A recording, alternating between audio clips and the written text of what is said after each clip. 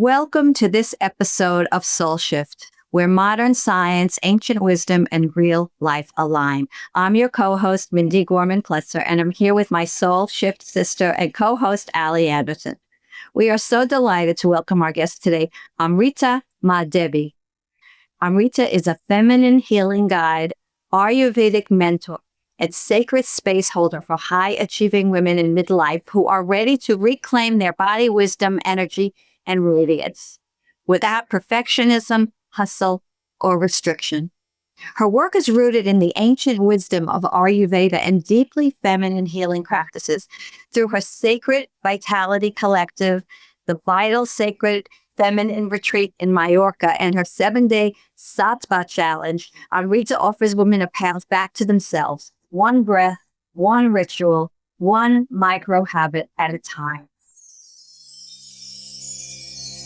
Welcome to Soul Shift, where modern science, ancient wisdom, and real life align. Soul Shift offers a peaceful pause in your week, a gentle reminder that meaningful change doesn't have to be overwhelming. Together, we'll discover practical tools, we'll share authentic conversations, and honor the beautiful complexity of being human. This is your invitation to breathe, to reflect, and to trust the process. Thank you for being here. Let's shift Gently. Together. Amrita, welcome to Soul Shift. We are honored to have you here. I'm so excited and happy to be here with you sisters. Oh, thank you so much. So let's dive into our first question for discussion. You describe your work as a sacred return to body wisdom, and you speak often about healing in a feminine way. Can you share what that truly means to you, and how does it differ from the traditional or more clinical approaches to wellness? Yes, for me, this feminine approach is very much rooted in the fact of returning to our body's wisdom. And it's a home calling. It's that quiet exhale that you take when you realize that you don't need to chase anything anymore. And you realize that you don't need to punish your body. You don't need to push or override the sacred rhythms that you have within because you're not feeling enough anymore. So what it's not is the busy lady syndrome. And it's not saying yes when you're ready to say no because you're already busy enough. It's not going to have back-to-back responsibilities that give you a mental breakdown. And it's not scrolling late at night when you actually need rest. Yeah. It's certainly not doing workouts when you're sleep deficient. And so if you hold tension in your neck and your jaw and your shoulders daily because you're so up to here with tension, contraction, that is not body wisdom. There, we need to learn to soften, to allow the shoulders to come back, down, away from our ears, and also come back to our breath and soften even more and come back to that lower body, breathing into the lower abdomen in the tummy. You know, Amrita, that feeling makes me think about the women that I am privileged to work with. I work with women who have a very disordered and dysfunctional relationship with their bodies as a result of past trauma and toxic messaging. And it also plays out, of course, in their relationship with food, naturally, if they feel that way about their bodies. And I talk a lot about connecting to the wisdom of our body, but it's very difficult for a lot of women to do so. So how would you recommend to this type of a woman who's truly has the intention to let go of all you're talking about, to actually take those first steps? Yeah. Well, it starts off from a very young age. We're often giving away a lot of our autonomy, a lot of our power and connection with our body that, you know, a doctor knows better. Someone outside of us knows better than we do. So it starts with us acknowledging that we are our medicine and that we can and do have the ability to become aware. And it only takes a moment of saying, I am capable to provide my body the medicine that it needs. And then it's the next step of looking at how we are functioning.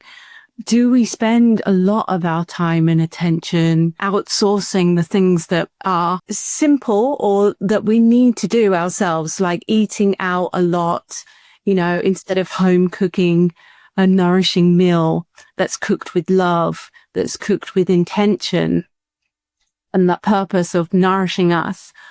Or, are we outsourcing? Are we constantly checking up?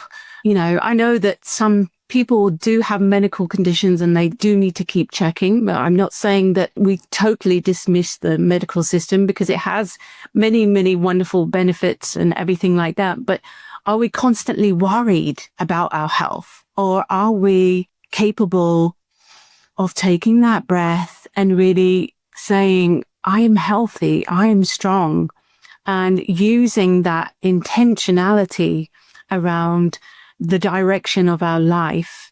Or are we constantly on this spiraling worry, sympathetic nervous system response? But I think it has to start with taking back your self-worth. Yeah, absolutely.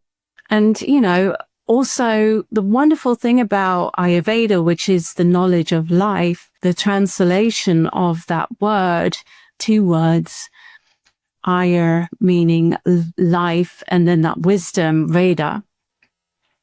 So it sees that we are a microcosm of the macrocosm, the universe. So all the elements that are in nature are actually within us. We're a walking universe. And when we connect with nature, with ourselves, we're connecting back with ourselves.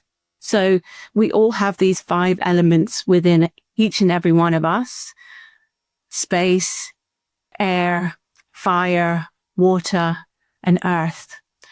And we have them in different amounts. Ayurveda categorizes 3 as the primary categories. If you're Vata dosha, you're predominantly air and space. And as you can imagine, that's very connected with your imagination and downloading great ideas. You're intuitive, you're creative, you're very flighty, very sociable, very enthusiastic, but you tend to lose the thread of things. It can make you fearful when you're out of balance. And it can also leave you feeling ungrounded, like you need to put your roots down. If you're Pitta dosha, then you are fire and water. And so you're the fiery ones. You get things done. You probably got a big bookshelf at home. You like to use your intelligence and your wits. And you are born leader. And you tend to have issues when you're out of balance, where you're hypercritical, you're a perfectionist, and you get hot-headed, irritable. And so things like, hormonal issues tend to trouble you, fiery, bleeding, boils, inflammation. And then you've got the Kapha types. So the Kapha women types, they're the earth goddesses. They're very grounded, wise. They carry themselves gracefully, slowly through life, but they tend to get stuck and heavy and swelling, and they can feel lethargic and tired. And so when we notice these qualities of nature within us, we can then say, okay, the opposite is going to bring us back into balance. So if you're that earthy, grounded type, you know that you need to move. You need to bring in some air, some movement to bring you back into balance. If you're the Pitta dosha, you need to have more cooling, more grounding activities to bring you back into balance.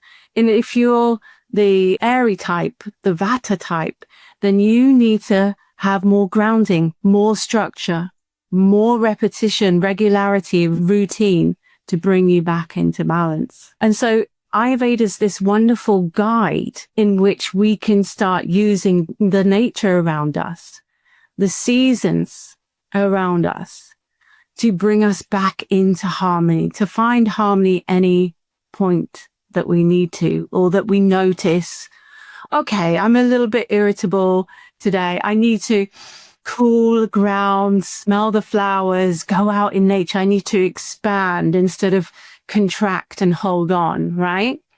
Or if I'm that creative type and I'm just like creating. And I'm just like, oh, I forgot to eat. Oh, I forgot to, then you need to come back to your routine. You need to come back to those early nights and making sure that you have your almond milk and really ground yourself, maybe with a foot massage or a hand massage. So we can use and identify our strengths and our weaknesses and use nature essentially as a way to bring us back into harmony.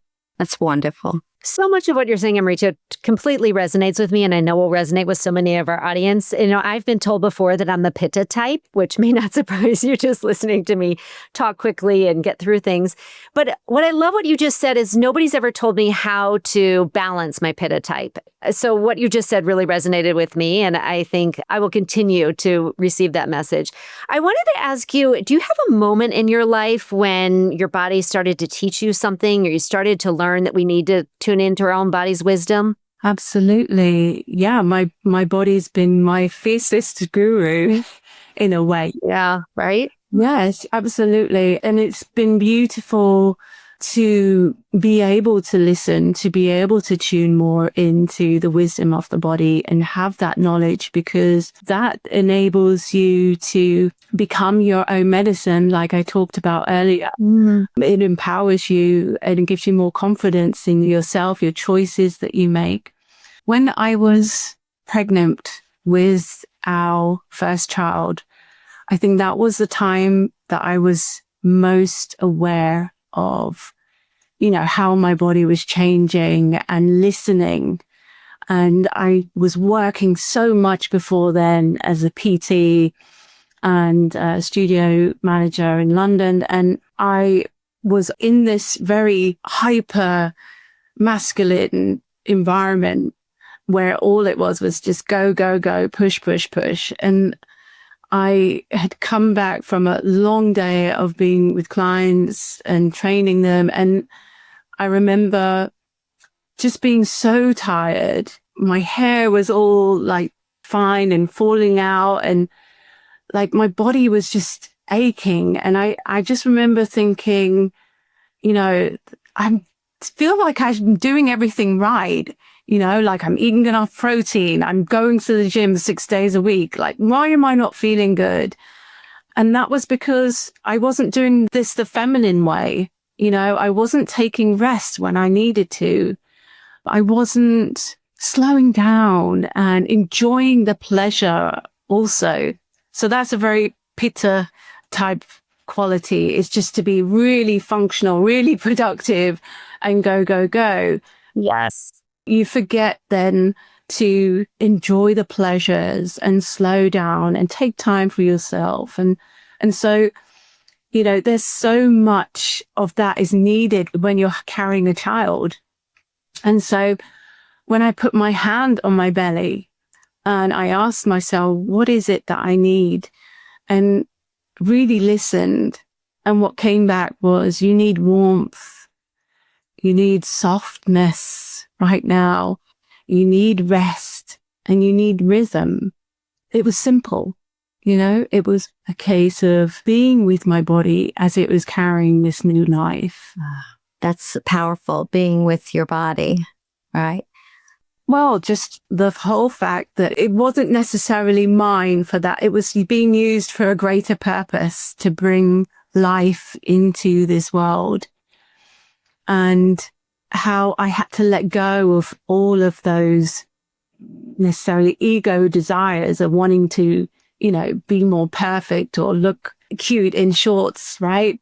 There was something else taking over my body. And so I realized that what was needed actually was softness. And you do need that when you give birth. You need softness. It's how much can I surrender? And I think this is missing in the world. I think, why are we having so many C-sections and things like that? It's a beautiful reframe, really is. So let's transition though into midlife, right? So why do you think midlife is such a potent time for transformation, especially for women who spent years in high achievement, burnout, or as you just described, trying to get it right? Midlife really it's a biological, spiritual threshold for us. And we should be able to say that we feel totally relaxed, we feel totally in our power, and that midlife is this sacred fire for a woman. I love that. Mm-hmm.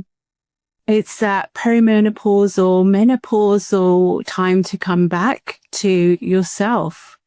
And it's often the first time that a woman hears her soul louder than she hears the world around her. Our hormones are shifting. Estrogen, that people-pleasing hormone, is on the decline. And suddenly we start to notice where we've overgiven, where we've overachieved and we've ignored our truth, and start to really see all on this surface level again. And so Ayurveda calls this transition from the Pitta stage of life into the Vata stage of life. Right. So then what happens to us Vatas then when we transition into menopause and post-menopause? I mean, I'm going for a foot massage this afternoon. Thanks to your suggestion. But seriously, women like me who are clearly Vata in post-menopause, what do you say to women like me? When we are Vata and we're going into a Vata stage of life, this is really the time for you to focus on self-care more than the other doshas, predominantly because this is a particular time where you can find yourself just feeling really ungrounded, really not able to sleep at night, worrying, fearful, because you're in that phase of your life anyway. And so it's best that you start to really think about your rhythm. Where is it that I need more care? Where is it that I need to take sacred pauses, I like to call them, moments of self-care, where you oil yourself with scented oils like jasmine or patchouli or castor oil with these essential oils, and you nourish the senses, you nourish the skin, you ground into routine, and that helps your nervous system calm down and helps you to function in a more of a sense of deep connection rather than fear. You can come from that place of love and care, because everything starts to become dry and brittle. And so oil is like your savior. And I mean, in Ayurveda, we call it sneha. We call it love. Oil yourself. Sneha can be oiling the hands. It can be oiling the feet before bed at night. It can be doing a full body massage before you jump in the shower to help you ground. And you know how touch opens up the heart center. Yeah. So it makes you feel more grounded. It makes you feel more connected and in your heart space. Oh, thank you. That is so beautiful. I feel every one of your words. Absolutely. There's lots of these little ways that we can add love, care, attention to our day. It just takes 2 or 3 of these moments of sacred pause that we offer ourselves. We offer this divine vessel which carries the soul. And that helps us to, like you say, it's like coming from a different place, not of go and push and that masculine hyper productive. It's a feminine way. It's receptivity. It's love. It's expansion. It's a different sense of pleasure. I love the idea of the sacred pauses. I think that we all need those throughout the day. And I try to remember moments throughout my day and just pause and take sort of a mental moment is what I kind of call them, but just take in what the air looks like, what the smells are, what the colors are in the room or outside on a walk. So I really appreciate you talking into sacred moments because I think those are really important. And so many of my clients are driven women in midlife. Many of them have now been diagnosed with an autoimmune condition. And one of the things I love that you're speaking to with Ayurveda is it seems like it's a very compassionate approach to our own personal body. I wanted to ask you, what do you see some of the common myths are that we, especially as women, tend to believe about our gut health, about our hormones? And they're really just myths, right? Yeah. So one of the most dangerous myths that I see are that symptoms somehow are failures. And, that bloating is bad, that fatigue means that you're lazy, and, that weight gain in perimenopause is something that you need to fight against, whereas the Ayurvedic approach is that these are sacred signals.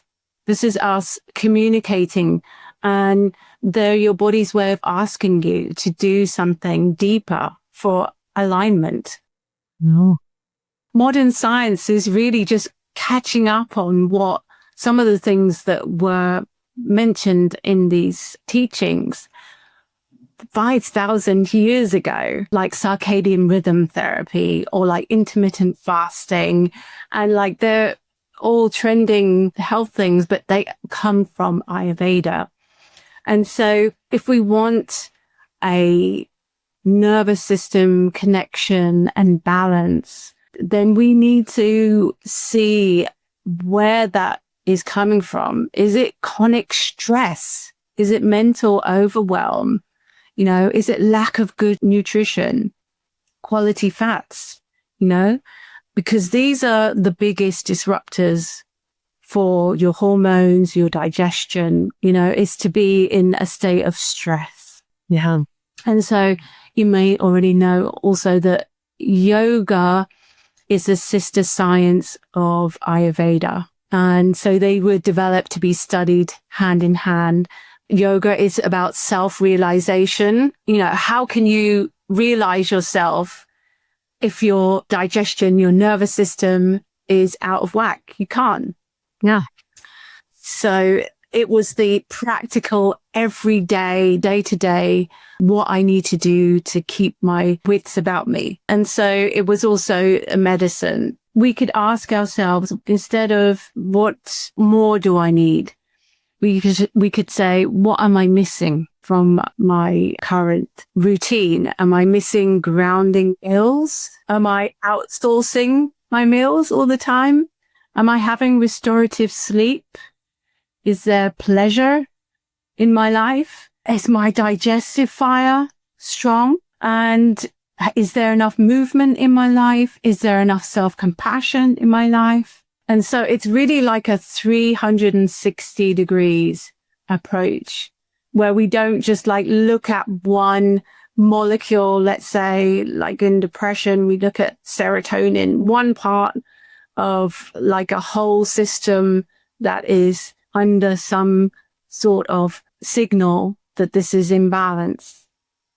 And once we've asked those questions, like, where is it? We have to get really honest. And I think a lot of issues come from that denial of the self, denial of this is actually something that I'm not happy about, and toxic positivity. Whereas when we're honest with ourselves, we're bringing light to it. We're bringing it to light. We're not letting it linger in the shadows. Mm-hmm. And only from that place can we restore ourselves back to wholeness again. Oh, Amrita, this has been such a deeply nourishing conversation. Your wisdom and your beauty and your The gentleness of your soul is both insightful and inspiring. So before we close, can you tell our listeners where they can find you, learn more about your upcoming offerings, and stay connected to you? Beautiful. Yes, it's been wonderful being able to speak to you and share this with you. You can find my daily nuggets of wisdom on Ayurveda anytime. That's my Instagram and YouTube channel. And then I have a 5-day yogic cleanse in Mallorca called the Vital Sacred Feminine Retreat. And that's the 12th of November till the 17th of November. And you can find details of that on my website or on the Instagram page. My website is the same name, www.ayurvedaanytime.com. Thank you. Yeah, and we will be sure to include all of your contact information in our show notes in case anybody missed that. Just one final question. We ask every guest this final question. Because Soul Shift is all about meaningful, compassionate information, what does a soul shift mean to you in this season of your life? I feel that a soul shift is that we are coming home to ourselves, that we are really able to shift into soul-led living. And I feel like at this age, midlife, if you're not living from your soul, then you are really going to be feeling unhappy, and we deserve so much more. So I feel like that soul shift is a very important one as we women age. And yeah, I wish that everyone has at least a really good soul shift. Everyone has one. So do we. Yeah.